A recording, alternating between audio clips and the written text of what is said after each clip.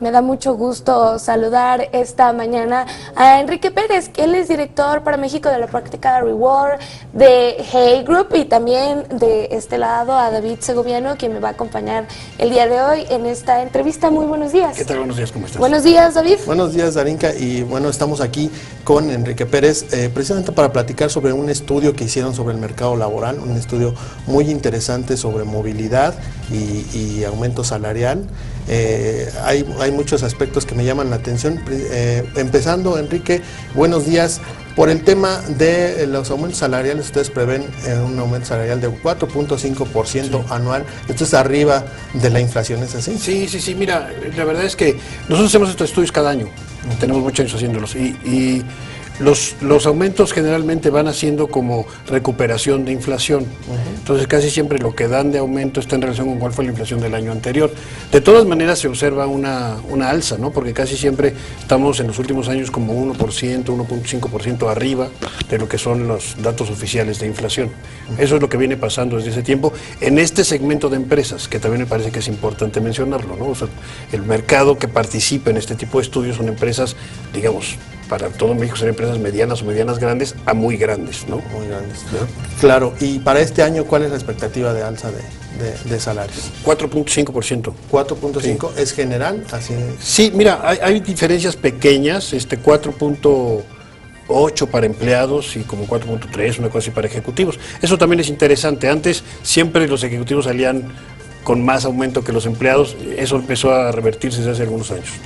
Me llama un poco la atención esta situación de rotación de personal. ¿Cómo es que se está viendo esta situación en el estudio? Mira, la verdad es que la rotación, hay dos cosas que hay que analizar con rotación. Una, la rotación por renuncias, y otra, la rotación por despidos. Ese dato que tenemos de 26% de la rotación global incluye renuncias y despidos.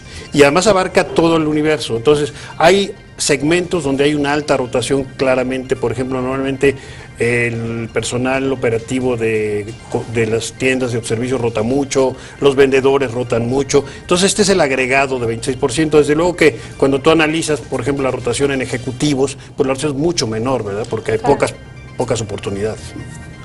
Pocas oportunidades de mercado. Y ustedes, bueno, me comentas que año con año hacen estos estudios. El año pasado, a finales del sexenio, se aprobó la reforma laboral.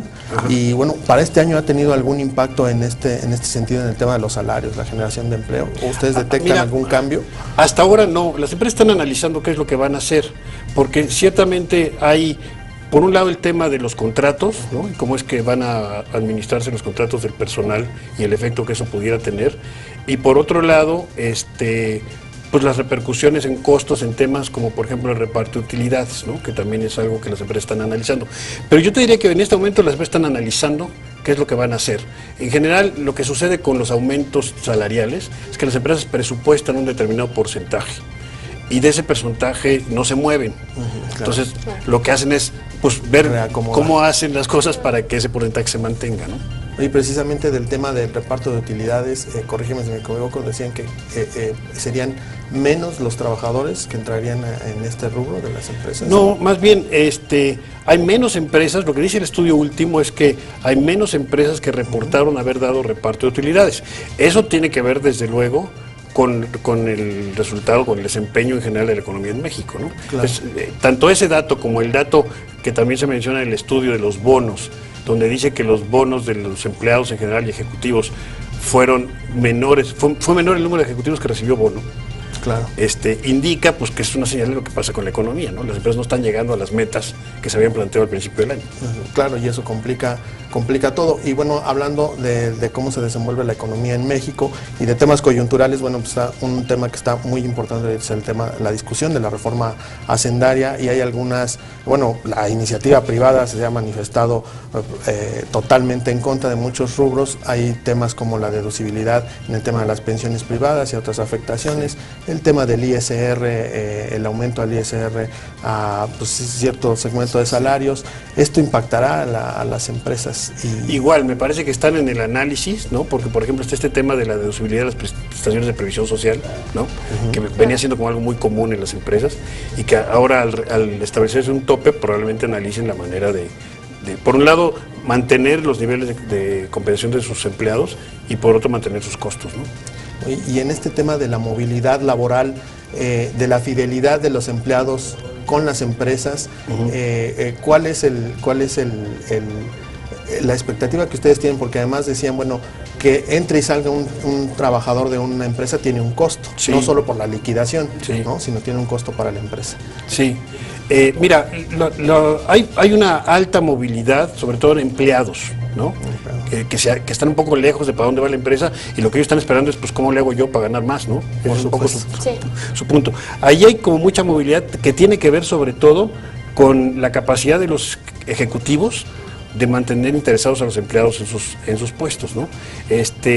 Cuando uno analiza las razones por las cuales la gente se va de las empresas, el porcentaje mucho mayor es por cuestiones que no tienen que ver con su salario, tiene que ver mucho más con si se sienten involucrados en las decisiones de las empresas, ¿no? Uno pensaría que de pronto la rotación en las empresas, irse quedando, pues sería una cuestión fundamentalmente de salario. Sin embargo, no sé cuáles serían otros factores, dependiendo, además del salario, no lo sé si es oportunidades de crecimiento. Sí. La principal que sale en estudios que también hacemos nosotros es la sensación de las personas de que están siendo aprovechadas al máximo sus capacidades. Sienten que son subutilizadas.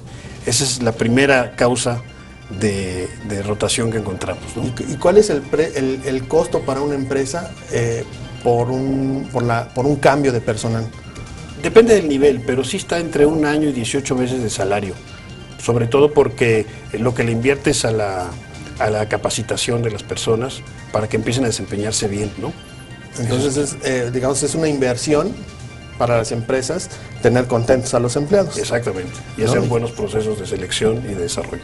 Y en este sentido, bueno, dices que analizan principalmente empresas medianas y grandes, pero vemos una gran informalidad en México, y no solo es informalidad entendida como comercio ambulante, sino también empresas que contratan sin dar prestaciones. ¿Esto también afecta a la movilidad? Pues sí, la verdad es que eso es mucho más, ¿no? Porque ahí no hay nada de institución. En realidad la gente lo que busca es un poco más de estabilidad, ¿no? Entonces, sí, uno intentaría estar en empresas que son mucho más sólidas.